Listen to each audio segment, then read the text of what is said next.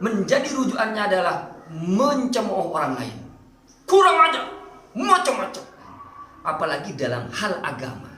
Dia hanya baca dari terjemahan.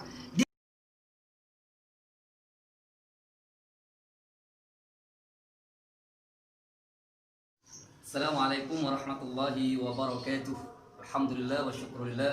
Wassalatu wassalamu ala rasulillah Muhammad ibn Abdillah wa ala alihi wa sahbihi wa man walah. La hawla wa la quwata illa billah, amma ba'du.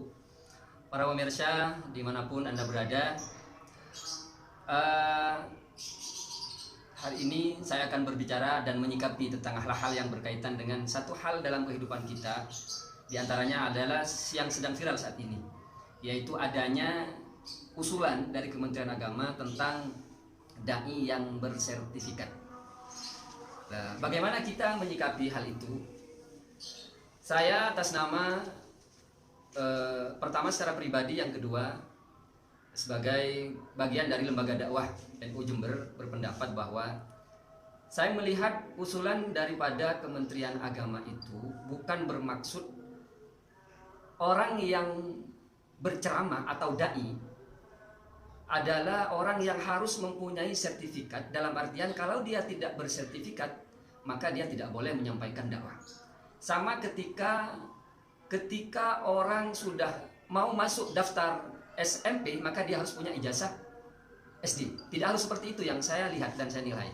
Tapi dalam artian bagaimana sertifikasi dai itu memberikan kemampuan kepada dai yang memang istilah dai itu dalam Islam adalah istilah bagi orang yang mengajak, mendorong orang lain untuk kemudian mengikuti aturan-aturan agama untuk menjadi orang yang baik di jalan Allah Subhanahu wa taala. Dan yang diajak bukan satu orang, tapi banyak, bahkan ribuan orang, apalagi di YouTube. Ini artinya orang yang mengajak untuk baik maka dia harus baik. Orang yang mengajak untuk kemudian tidak merokok misalkan, maka dia harus tidak merokok. Begitu juga dalam sertifikasi dai ini. Dai itu istilah bagi orang yang mengajak dalam dunia Islam kepada kebaikan. Kemudian sertifikasi ini sebetulnya bukan bagaimana dia harus bertindak atau tidak, tapi surat tertulis yang kemudian dikeluarkan oleh pihak yang berwenang. Kalau tanah mungkin atas kepemilikan tanah itu, tapi kalau dai mungkin bahwa dia sudah layak menjadi dai. Artinya dalam sertifikasi program itu, dalam program sertifikasi dai itu ada program-program atau aturan-aturan yang mungkin harus diikuti oleh seorang dai. Maka oleh karena yang demikian, karena berhubungan dengan orang lain yang diajak, tidak satu orang, maka ini harus dijaga, ini harus diatur. Sama dengan ketika kita mau mengajak orang lain untuk baik, kita harus baik dulu. Ketika kita ayo sholat, tapi kita tidak sholat. Kamu jangan mabuk-mabukan, tapi kita sedang megang botol minuman. Maka apa yang terjadi? Sudah tidak mengikuti kita, tapi malah kita dicemooh. Sama maksud dari sertifikasi dai itu. Jadi intinya mungkin yang kami nilai itu sertifikasi dai yang dari Kemenak, bagaimana dai-dai yang kemudian ada ini mampu secara kualitas menyampaikan materi yang menjadi dasar penyampaian dan sesuai dengan apa atau dengan SDM sumber daya manusianya itu sendiri. Maka oleh karenanya diantaranya sertifikasi ini bisa berupa pelatihan-pelatihan. Yang pelatihan itu tidak hanya sekedar bagaimana menyampaikan, tapi juga mengasah kemampuan, penggunaan dalil, kemudian penyampaian yang baik, dan lain sebagainya. Yang kebetulan ini jauh-jauh sebelum ada usulan dari Kemenak itu, LDNU Jember, Lembaga Dakwah Nahdlatul Ulama Jember, itu memang sudah ada program sertifikasi dai.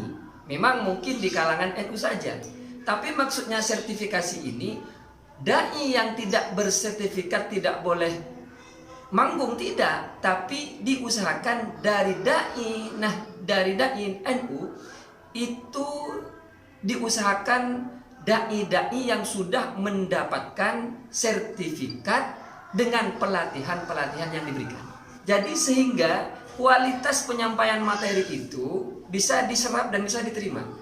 Karena ada juga sebagian orang Yang materinya bagus tapi cara penyampaiannya jelek juga tidak diterima oleh orang. Ada juga yang kemudian materinya biasa-biasa saja, pas-pasan, tapi cara penyampaiannya itu baik, itu bagus, maka itu menjadi suatu hal yang diterima oleh masyarakat dan manfaatnya lebih banyak. Nah, itu bisa dilakukan dan bisa didapatkan oleh seorang dai yang sudah melaksanakan pelatihan-pelatihan. Apalagi pelatihan itu diprogram. Seandainya pun tidak diprogram, seorang dai juga perlu mengadakan latihan-latihan. Paling tidak latihan sendiri sebelum tampil. Nah, latihan-latihan yang memang harus dilakukan itu secara pribadi dibuatlah sebagai program. Maka istilahnya sertifikasi dai. Dai yang bersertifikat dalam hal apapun produknya. Ketika ada produk yang tidak bersertifikat atau yang bersertifikat, orang mesti lebih percaya dan lebih cenderung memilih kepada produk yang bersertifikat. Sama ketika dai. Kenapa kok memilih yang bersertifikat? Karena sertifikat itu ada aturan-aturan yang perlu dilakukan. Mungkin kalau produk harus higienis, kemudian dari bahan-bahan dasarnya harus halal dan lain sebagainya. Ada aturan-aturan yang harus diikuti, maka kemudian ada sertifikat. Dai seharusnya seperti itu. Maka ketika ada dai-dai yang kemudian sudah bersertifikat melalui pelatihan-pelatihan yang sudah diterapkan, itu kemungkinan kita sudah menilai secara pasti bahwa sertifikat yang dia sudah dapat melalui pelatihan-pelatihan, insya Allah kualitasnya akan lebih baik daripada yang tidak melaksanakan atau tidak melalui pelatihan-pelatihan atau sertifikat itu. Intinya adalah kita jangan terlalu keburu menyikapi usulan dari Kemenak ini yang kemudian wah gimana ini kok dai bersertifikat, seakan-akan kiai atau tokoh atau ustadz tidak boleh ngomong. Padahal seharusnya bebas saja. Hanya saja kalau konteksnya dalam keluarga, dalam jemaah kita sendiri, itu bebas saja. Tanpa latihan pun tidak apa-apa. Karena memang itu sudah sehati. Tapi kalau sudah beranah ke ranah publik yang kemudian berhadapan dengan ribuan massa, apalagi di-share di berbagai media, maka kemudian kualitas penyampaian itu harus baik. Dan tentunya bagaimana cara menilai baik? Ada aturan-aturan yang diikuti. Nah, makanya mungkin Kemenak itu kesana arahnya.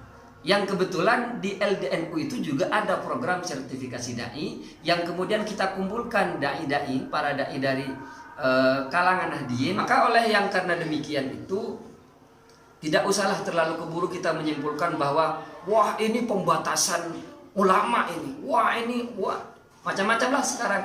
Seakan-akan ulama itu kalau tidak bersertifikat maka akan dihukum. Bukan seperti itu. Ini memang cara dakwah, metode dakwah yang memang harus diikuti. Tapi kalau sudah menjadi program maka harus latihan. Dan ada target-target yang perlu disampaikan, perlu dicapai. Maka ketika target itu dicapai adalah surat yang dinamanya surat sertifikat, sudah lulus aturan-aturan bahwa dia bisa baca kitab, bisa bahasa Arab, bisa memahami tentang hal yang dibahas. Apalagi dalam hal agama, dia hanya baca dari terjemahan, dia hanya mendengar dari orang lain, yang kadang orang lain tidak pintar juga tetap kitab-kitab yang harus baik dalam Al-Quran, hadis dan segala macam, dia dengar dan diambil seakan-akan itu hal yang paling benar dan orang lain salah. Ini banyak yang terjadi. Sehingga orang-orang dai-dai yang seperti itu bukan istilah ditertibkan, dalam tanda kutip mungkin perlu diberi bimbingan sehingga dia tidak sembarangan menyampaikan hal yang kemudian bukan sampai kepada tujuan utama, mengajak kepada ila sabili rabbik, ila sabilillah, ila dakwah fil Islam. Tidak, malah sebaliknya, malah akan menimbulkan permusuhan dan lain sebagainya. Ini yang kita takutkan. Jadi kalau sudah melalui pelatihan-pelatihan yang kemudian ada sertifikat, inilah maksudnya sertifikasi dai. Ada yang sebagian tidak bisa membaca kitab, tidak bisa membaca rujukan Al-Quran hadis, dia hanya mampu kemudian itu yang menjadi rujukan dia. Yang saya heran malah dia menjadi banyak diikuti. Ini kan Masya Allah, Ini sudah di luar konteks bagaimana seorang dai yang seharusnya. Nah, oleh karenanya ini maaf saya terlalu agak menggebu-gebu akhirnya. Nah, oleh karenanya kita sikapi dan kita tunggu usulan itu. Kalau memang seandainya memang betul ada aturan-aturan yang dapat merugikan kita berdakwah, kita tentang. Karena dakwah itu dimanapun dan kapanpun kita sampaikan. Istilahnya balighu anni walau ayat. Kita tahu satu huruf kita sampaikan. Itu memang tugas kewajiban kita. Justru kalau itu dilarang kita tentang. Tapi kalau cara menyampaikan meskipun hanya satu ayat diatur, itu kita harus dukung. Karena bisa saja satu ayat apalagi lebih, itu kalau tidak tepat cara penyampaiannya bisa orang menjadi sesat. Tapi kalau betul cara penyampaiannya bisa orang kembali ke jalan yang benar. Dalam artian setelah kita mendukung apapun yang memang sudah kita anggap benar, dan teruslah kita berkarya dalam hal berdakwah mengajak kepada jalan Allah dengan cara yang berkualitas, sehingga orang-orang yang mendengar mustami'in bisa mampu menerima dengan hati yang lapang dan kedamaian dan bisa dijalankan.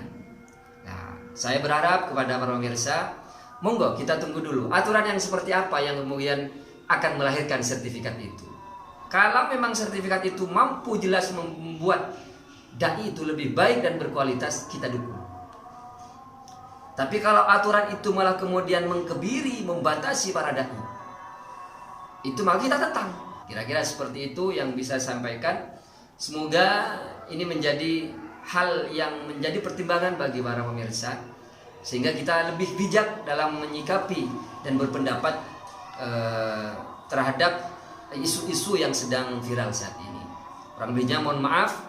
Ihdinas siratal mustaqim. Wassalamualaikum warahmatullahi wabarakatuh.